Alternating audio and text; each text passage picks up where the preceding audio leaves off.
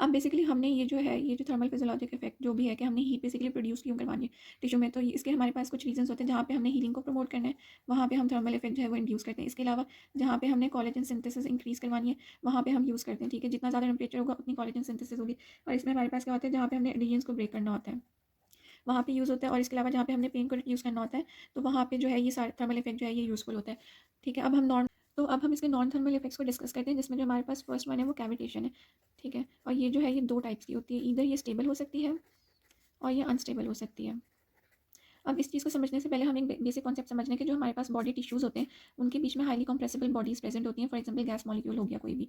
ठीक है, अब जब भी अल्ट्रासोनिक बीम पेनिट्रेट करती है टिश्यूज़ के अंदर, तो वो इन गैस मॉलिक्यूल्स के साथ जो है ना इंटरेक्ट करती है। अब समटाइम्स क्या होता है कि ये जो गैस मॉलिक्यूल्स होते हैं ना, ये कोलैप्स कर देते हैं। हम जब ये कोलैप्स करते हैं तो हमारे पास जो टेम्परेचर होता है ना, वो राइज़ कर जाता है, जो कि डेंजरस होता है हमारे लिए या पेशेंट के लिए। ठीक है, तो ये वाली जो कैविटेशन होती है, इसको जो है हम अनस्टेबल कहते हैं और ये डेंजरस होता है। इसको हमने अवॉइड करना होता है। अवॉइड हम इसको किस तरीके से करते हैं कि जो हमारे पास ट्रीटमेंट हेड होता है, हम उसको कंटिन्यूअसली मूव करते रहते हैं, एक स्पेसिफिक एरिया के ऊपर नहीं रखते हैं। ठीक है, अब इसके अलावा अगर तो हम स्टेबल कैविटेशन को डिस्कस करते हैं, इसमें हमारे पास एक बेसिकली क्या होता है, एक फिनोमेना होता है माइक्रो स्ट्रीमिंग का। ठीक है, हमारे पास वो इंड्यूस होता है। अब ये यूज़फुल होता है, ये यूज़फुल क्यों होता है कि हमारे पास जो सेल की जो परमेबिलिटी होती है वो इंक्रीज़ कर जाती है। इसके अलावा जो हमारे पास मॉलिक्यूल्स ने सेल्स के अंदर जाना होता है वो भी इंक्रीज़ कर जाता है।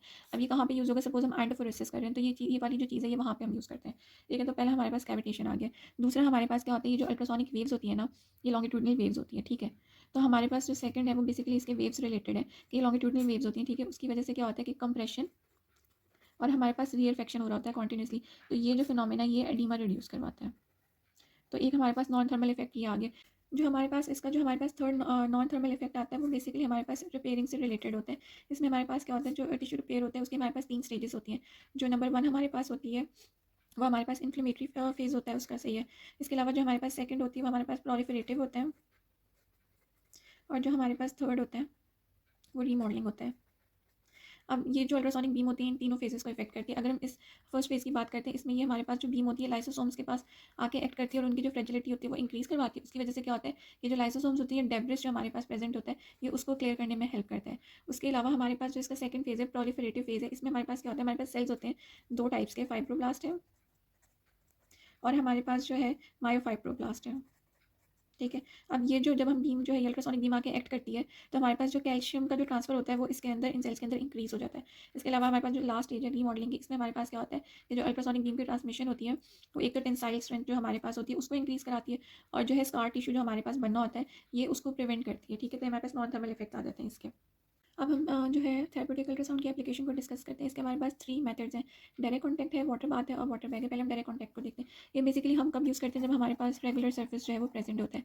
और इसमें हमारे पास क्या होता है कि हम कंसेंट्रिक सर्कल्स में जो है अप्लाई करते हैं। इसमें हम एक रूल फॉलो करते हैं, इसको हम 3x कह लेते हैं। सपोज हमारे पास जो अल्ट्रासाउंड का जो हेड है वो इतना है, तो इसका अगर हम 3 टाइम्स करें एरिया, तो बेसिकली हमने उतना एरिया कवर करना होता है। और अगर हमारे पास लार्ज एरिया है, सपोज लार्ज एरिया, तो हम उसे पोर्शंस में डिवाइड कर लेते हैं। ठीक है, सेकंड जो हमारे पास मेथड है वो वाटर बाथ का। इसमें हमने जो एक चीज़ देखनी होती है कि हम नॉर्मल वाटर यूज़ नहीं करते हैं, हम डी गैस वाटर यूज़ करते हैं।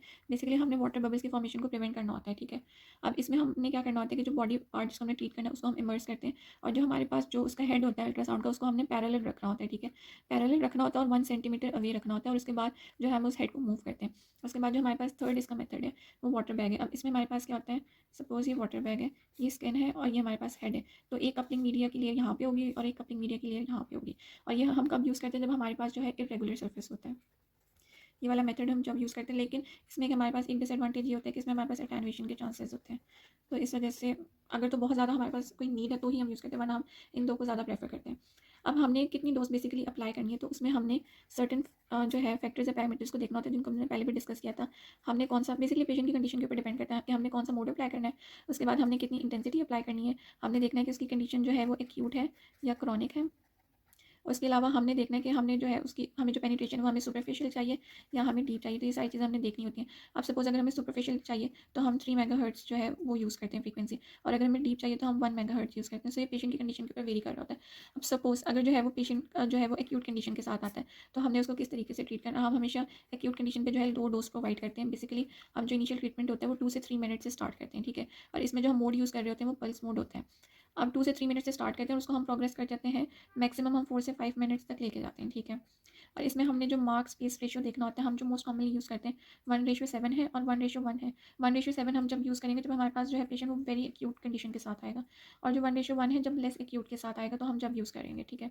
सेकंड हमारे पास क्या है कि सपोज़ अगर जो है पेशेंट जो है वो क्रॉनिक कंडीशन के साथ प्रेजेंट करता है, तो हम उसको किस तरीके से ट्रीट करेंगे। अब हम इसमें दोनों मोड्स यूज़ कर सकते हैं, हम कांस्टेंट भी यूज़ कर सकते हैं और हम जो है पल्स मोड भी यूज़ कर सकते हैं, ठीक है।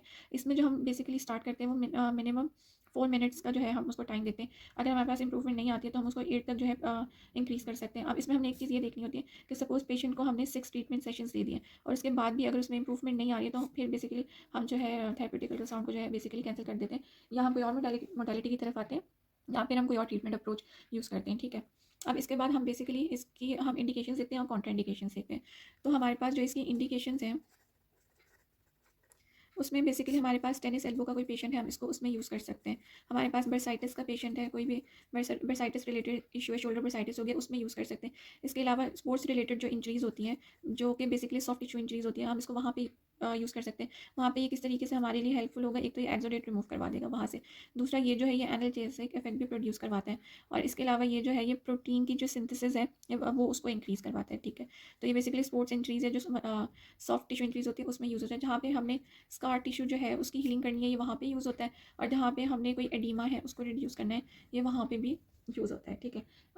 इसके अलावा लास्ट में जो है हम इसकी कॉन्ट्रा इंडिकेशंस को डिस्कस करते हैं, ठीक है। इसमें हमारे पास क्या है कि कोई पेशेंट जो है उसकी कोई वेस्कुलर कंडीशंस है, ठीक है, कोई कार्डिक रिलेटेड कंडीशन है, वहाँ पे नहीं यूज़ करेंगे, और अगर जो है उसकी रेडिएशन थेरेपी हुई हुई है तो वहाँ पे हम इसको जो है यूज़ नहीं करते। इसके अलावा ये प्रेगनेंसी में भी जो है कॉन्ट्रा इंडिकेटेड होता है, और इसके अलावा ट्यूमर रिलेटेड कोई हमारे पास पेशेंट है या कंडीशन है तो इसको उसमें भी यूज़ नहीं करेंगे। तो इन सारी चीज़ों में हम इसको यूज़ नहीं करते। इसके अलावा अगर आपने कोई आप लोगों को कोई क्वायरीज़ हो तो आप कमेंट सेक्शन में पूछ सकते हैं।